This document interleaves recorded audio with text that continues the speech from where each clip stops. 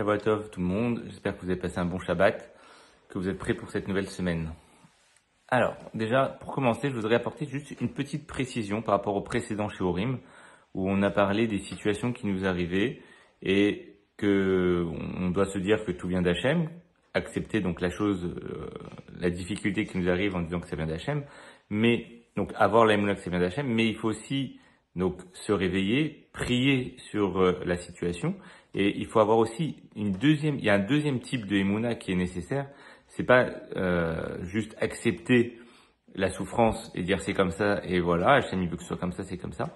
Mais il faut aussi avoir la émouna que Hachem il veut qu'on s'en sorte, Hachem qui veut nous donner que du bien.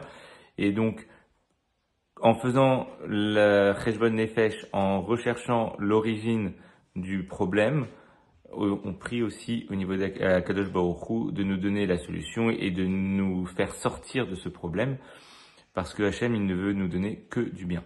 Donc voilà, il y a deux types d'émouna, avoir la émouna que ça vient d'Hachem et que c'est pour le bien, et deuxièmement, aussi avoir la émouna que Hachem veut qu'on sorte de ce problème et que Hachem il veut nous donner du bien.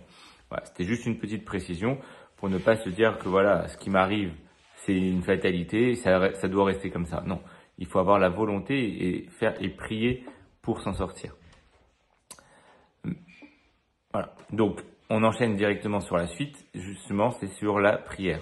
À quoi ça sert de prier si Hachem il sait déjà tout ce que j'ai besoin, tous mes besoins, tout ce qu'il me faut. Déjà ce qu'il faut savoir c'est que la prière c'est égal à la émouna. D'où on voit ça? On voit de l'épisode de la guerre contre Amalek que Moshe a conduit à la sortie d'Égypte, quand il est monté en haut de la montagne avec Aaron, Cohen et Hur, pendant que Yehoshua faisait la guerre en bas contre Amalek. On dit que les mains de Moshe étaient en Emouna. Quand on reprend le pasouk, écrit les mains de Moshe étaient en Emouna. Donc on voit, et Moshe était en train de prier. Donc on voit que la prière c'est égal à la Emouna. Donc il y a trois raisons pour lesquelles c'est important pour nous, peuple juif, de prier à Kadosh Baruch Hu.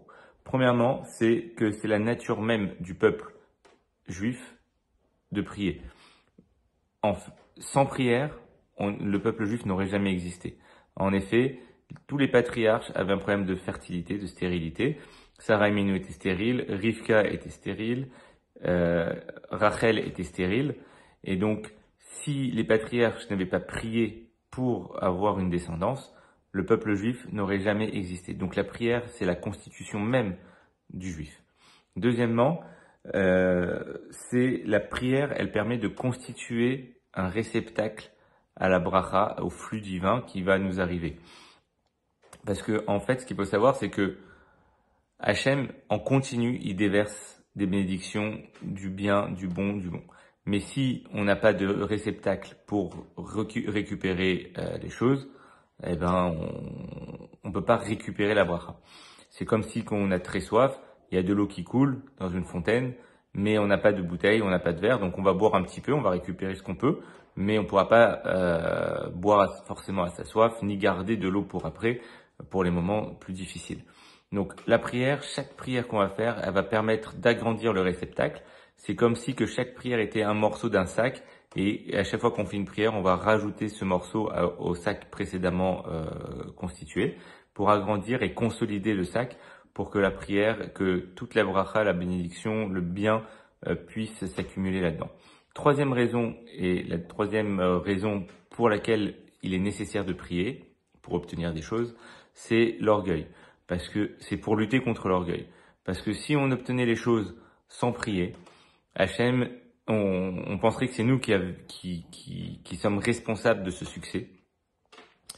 Et donc, en priant et en demandant à Akadosh Baruch Hu les choses, on se rend compte que nous, on n'est rien, que tout vient de Akadosh Baruch Hu, et que, voilà.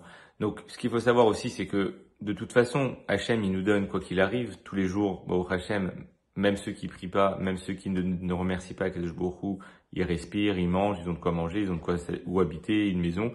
Mais ça, c'est une base que Akadosh Baruch Hu, il donne, mais il donne ça aussi aux animaux qui trouvent de quoi manger, qui trouvent où dormir la nuit, où passer la nuit, voilà. Mais nous, en tant qu'êtres humains, en tant que juifs, on doit s'élever au-dessus de la nature animale de l'espèce humaine et s'élever en demandant, en priant à Kadosh Baruch Hu pour obtenir les choses, que ça vienne de lui directement, exclusivement et de façon personnalisée, juste pour nous, pas juste le bien, quelque chose qui arrive comme ça et qui nous arrive par hasard. Voilà. Donc la prière, elle a trois buts, trois raisons pour lesquelles on doit prier.